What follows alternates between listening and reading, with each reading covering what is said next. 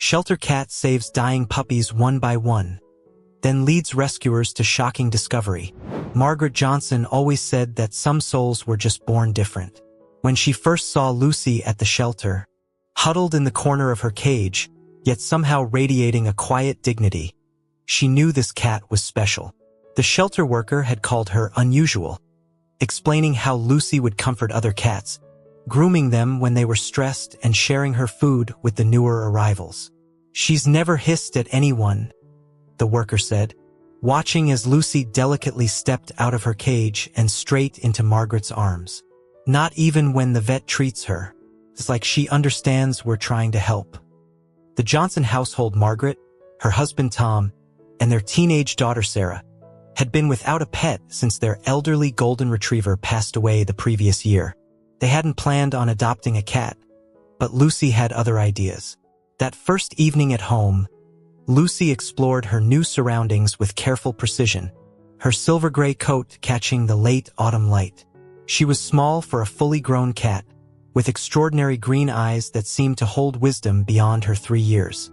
Rather than hiding under furniture like most newly adopted cats, Lucy made a point of greeting each family member, sitting beside them briefly as if to say, "Yes, you'll do nicely." It was Sarah who first noticed Lucy's unusual behavior with other animals.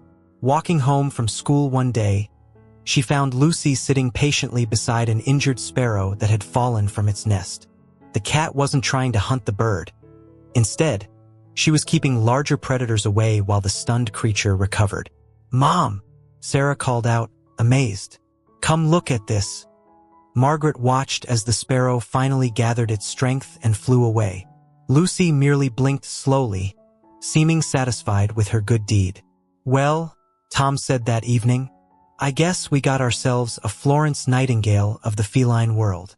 As winter settled in, Lucy's nurturing nature became even more apparent. She would alert the family to animals in distress: a rabbit with a thorn in its paw in the backyard, a neighbor's cat that had been hit by a car, even a baby squirrel that had fallen from its nest. Each time, she stayed with the injured creature until help arrived. "It's like she's a little guardian angel," Mrs. Peterson, their elderly neighbor, remarked one day. She had watched Lucy guide her arthritic old cat safely home after it had wandered too far. But it wasn't until spring that the true depth of Lucy's maternal instinct became clear. She had become pregnant before her rescue, and the Johnsons prepared for the arrival of kittens. Lucy created a nest in Sarah's closet, meticulously arranging old sweaters into a soft bed. The entire family was excited, but fate had other plans. Despite receiving excellent veterinary care, Lucy lost her litter. All 4 kittens were stillborn. The change in Lucy was heartbreaking to watch. She became quiet, spending long hours staring out windows or lying in her empty nest. The vet assured them this was normal, that she would recover, but Margaret recognized the deep grief in those green eyes. It was the same she had seen in her own reflection after her miscarriage years ago. "Give her time," Tom said gently, watching his wife worry over the cat. "Some hearts just feel things deeper than others." For 2 weeks, Lucy mourned. She still responded to affection and maintained her gentle nature, but the spark in her eyes had dimmed. The family did their best to comfort her, but they knew this was something she needed to process in her own way. The rain had been falling steadily since midnight when Margaret heard the distinctive sound of Lucy's cat flap. This wasn't unusual. Lucy often went out early, but what followed certainly was. There was a scratching at Margaret's bedroom door, accompanied by urgent meowing, a sound Lucy rarely made. When Margaret opened the door, she found Lucy sitting there, soaking wet, with something small and dark in her mouth. At first, Margaret thought it was a kitten, but as Lucy gently placed it at her feet, she realized it was a puppy, tiny, perhaps just a few days old, and barely breathing. "Tom!" Margaret called, already scooping up the puppy. "Tom, wake up!" The puppy was hypothermic, its little body cold and still. While Tom called the emergency vet, Margaret and Lucy worked together instinctively. Margaret wrapped the puppy in warm towels, while Lucy pressed against it, lending her body heat and starting to groom it with her rough tongue. a motion that helped stimulate the puppy's breathing. The vet says to keep it warm and try to get some sugar water into it. Tom reported, "She can see us in 20 minutes." Sarah appeared in the doorway, rubbing sleep from her eyes. "What's happening? Oh my God! Is that a puppy?" For the next several hours, the Johnson household was a flurry of activity. The emergency vet, Dr. Martinez, arrived and worked quickly to stabilize the tiny creature.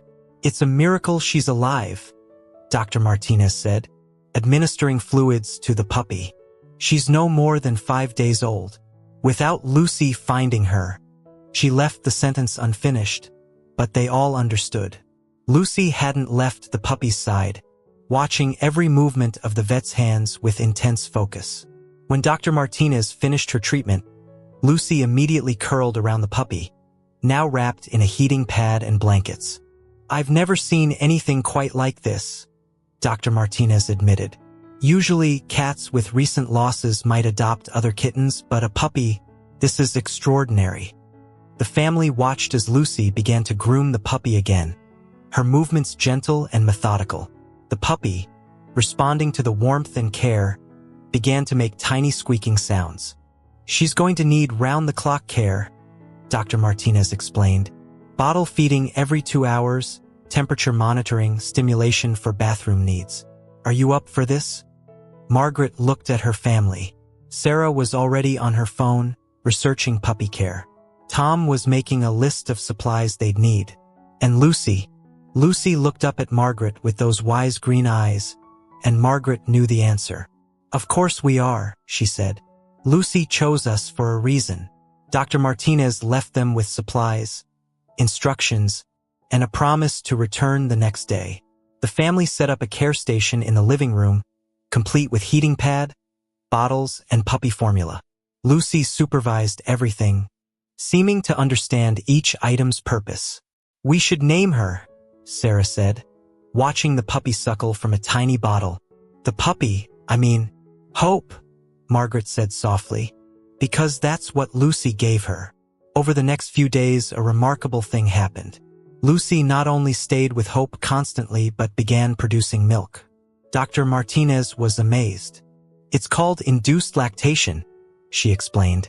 "It can happen in mammals with strong maternal instincts, but it's rare, especially across species. Lucy's body is responding to Hope's needs." As Hope grew stronger, Lucy's personality blossomed again. The spark returned to her eyes, and she seemed to have found her purpose. She was a natural mother, knowing exactly when Hope needed feeding, cleaning, or comfort. But this was just the beginning. 1 week after bringing Hope home, Lucy disappeared through her cat flap again early in the morning. This time, when she returned, she wasn't alone. Lucy returned with not 1, but 2 more puppies, slightly older than Hope. They were weak and malnourished, their tiny bodies trembling with cold and fear. Unlike Hope, these puppies had their eyes open, and they were clearly from a different litter. Their markings suggested some kind of terrier mix. "My goodness," Margaret whispered, watching as Lucy carefully placed them next to Hope in the warm nest they'd created. "Where are you finding them, Lucy?" The cat merely blinked at her, already focused on cleaning and warming her new charges. Sarah, who had become expert at puppy care over the past week, immediately prepared bottles of formula. "We should name these 2 as well," she suggested, carefully feeding the larger of the new puppies. "They look like brothers." Tom, who had been quiet, studying the situation, spoke up. "Faith and Chance," he said, "since Hope needs some company." The new additions to the family created both joy and concern. While Lucy seemed capable of caring for all 3 puppies, producing enough milk to supplement their bottle feeding, the Johnsons worried about where these puppies were coming from. "There must be more out there," Margaret fretted, watching Lucy pace anxiously by the cat flap that evening. "She knows something we don't." Dr. Martinez, who had become a frequent visitor, examined the new puppies. "They're about 2 weeks old, definitely siblings. They're undernourished but otherwise healthy. It's strange though. These breeds usually have larger litters." As if confirming their suspicions, Lucy disappeared again the next morning. This time, Tom followed her, trying to keep pace as she wound her way through the neighborhood's back alleys and overgrown lots.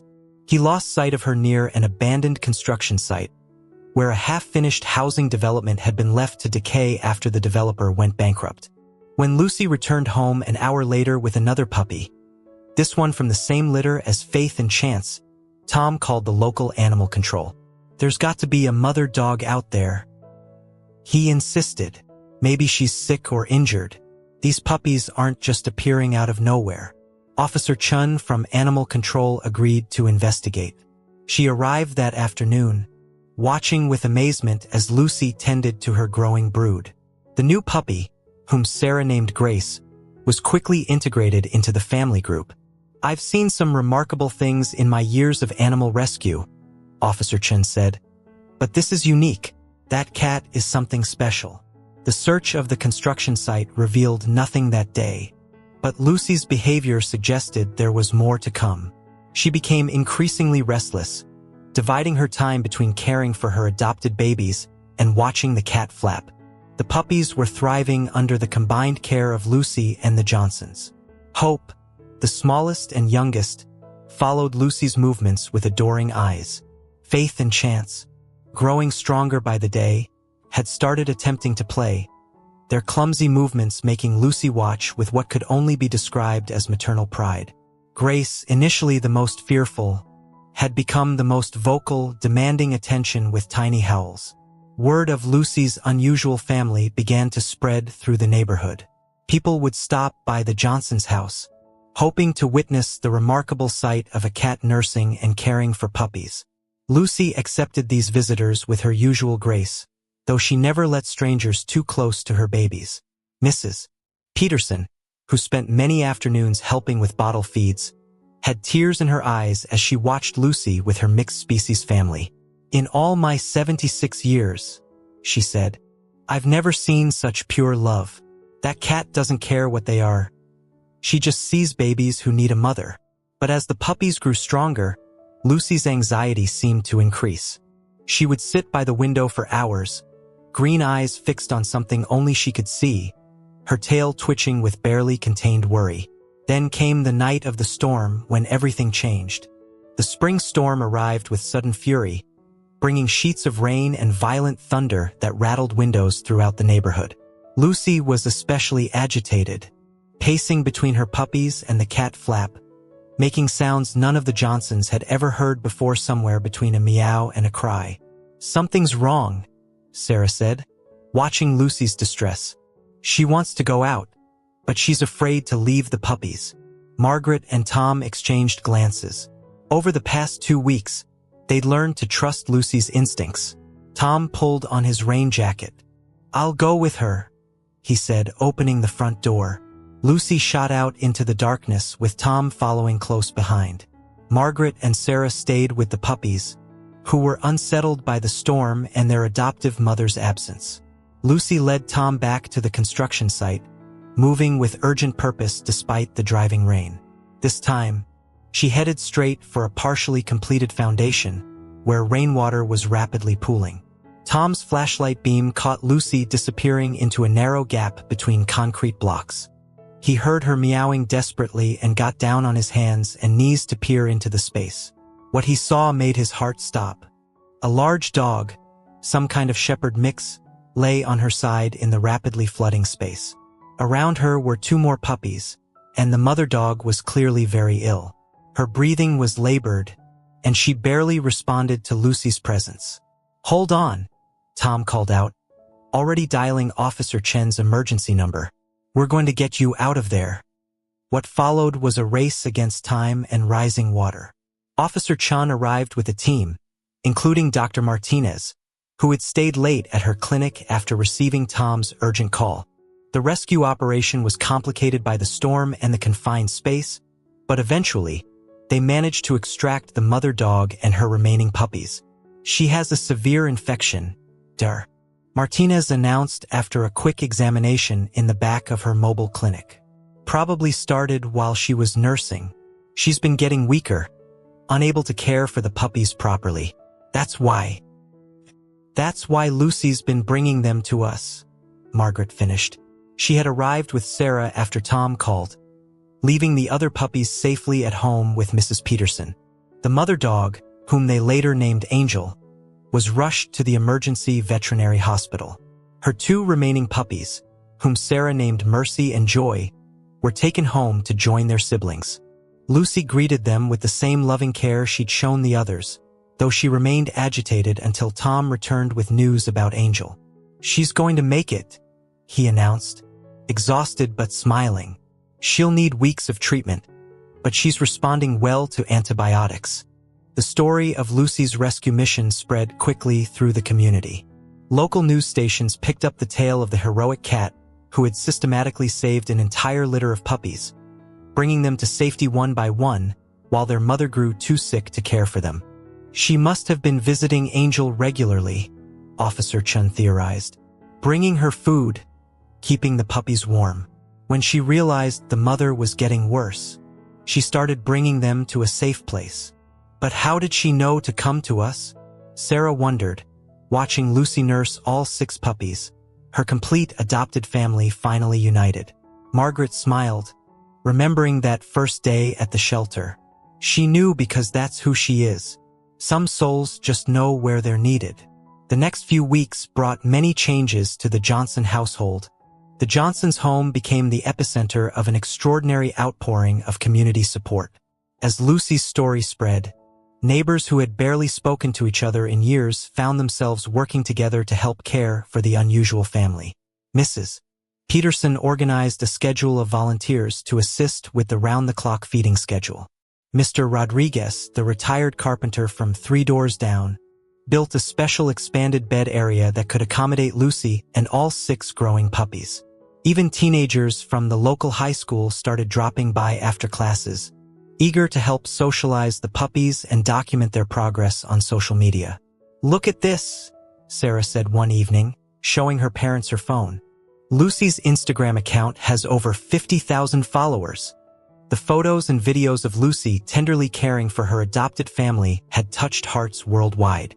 Meanwhile, Angel was making steady progress at the veterinary hospital. Dr. Martinez brought daily updates, often accompanied by photos of the mother dog growing stronger. Lucy would study these photos intently, as if understanding exactly what they meant. "She still produces milk for the puppies," Dr. Martinez marveled, watching Lucy nurse the growing brood. "But she's gradually letting them transition to solid food. Her maternal instincts are absolutely remarkable." The puppies were developing distinct personalities. Hope, the smallest, remained Lucy's shadow, following her everywhere possible. Faith and Chance were the adventurous ones, always first to investigate new toys or visitors. Grace had become the vocal leader, while Mercy and Joy were the gentle peacemakers of the group. As news of Lucy's story spread further, something unexpected began to happen in the neighborhood. People started bringing other animals in need to the Johnsons' door. A box of orphaned kittens, a baby rabbit with an injured leg, even a young raccoon that had lost its mother. Lucy approached each new arrival with the same gentle wisdom, seeming to know exactly what each creature needed. Some she would groom and comfort, others she would simply watch over until proper help arrived. The Johnsons' home gradually transformed into an unofficial animal sanctuary, with Lucy as its nurturing heart. "We should make this official," Tom suggested one evening, watching Lucy orchestrate bedtime for her growing family. The Lucy Foundation, a proper animal rescue organization. The idea took root quickly. Sarah designed a logo featuring Lucy's distinctive silhouette. Margaret, who had been working part-time, decided to dedicate herself fully to the foundation. Local businesses offered support, with the pet store providing supplies and the construction company that had abandoned the development site donating the land and buildings for a proper shelter. 3 weeks after the storm, Angel was strong enough for visitors. The Johnsons brought Lucy to the veterinary hospital, unsure how the meeting would go. They needn't have worried. The moment Lucy saw Angel, she approached the larger dog with her characteristic grace. Angel, still weak but alert, gently nuzzled the cat who had saved her puppies. "Now that's something you don't see every day," Dr. Martinez said softly, wiping away a tear. As spring turned to summer, the puppies grew rapidly. Angel was finally well enough to come home. Not to the construction site, but to the Johnsons' house, where she and Lucy formed an extraordinary co-parenting team. The sight of the shepherd mix and the small gray cat working together to wrangle 6 energetic puppies became a regular source of joy in the neighborhood. By late summer, the puppies had grown into healthy, happy young dogs. Each had found a loving home within the community, though none strayed far from the Johnson house. Mrs. Peterson adopted Hope, ensuring Lucy's first rescue would always be nearby. The Rodriguez family welcomed Faith and Chance, giving them a large backyard to explore.